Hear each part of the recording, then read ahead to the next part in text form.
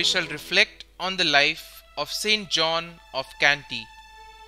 Saint John, born on the 23rd of June 1390 to a pious country couple, is surnamed of Canty after his birthplace in the Diocese of Krakow in Poland. Having received his Masters in Liberal Arts from the University of Krakow in 1417, he served as rector of the School of the Templars and later taught at the School of Philosophy, of which he was appointed dean. And then, after obtaining his Masters in Theology, he taught theology the rest of his life.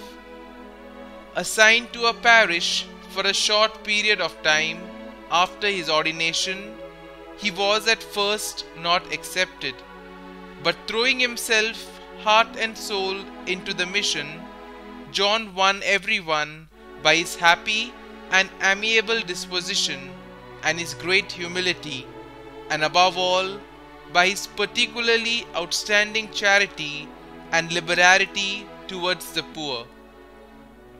Whatever he happened to have on hand in terms of money, food, clothing, or whatever, was always at their disposal.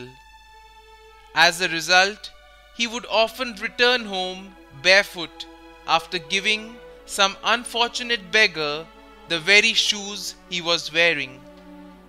In a spirit of penance, he ate most sparingly, abstaining from meat altogether, and slept on the floor, limiting his sleep to a few hours. Deeply sensitive to human ingratitude and offenses committed against God, he made it a practice to offer his Mass each day for the appeasement of heavenly justice. During his lifetime, he made 4 pilgrimages to Rome on foot and 1 to the Holy Land in the hope of being martyred there at the hands of the Turks. It is recorded that on one such pilgrimage he was robbed. They had already let him proceed on his assurance that they had taken everything he owned. When scrupulous to the core, he suddenly remembered some coins sewn into his clothing, and calling them back, offered them that sum also. So astounded were the scoundrels at his goodness and love of the truth that they ended up restoring to him all that they had previously taken from him.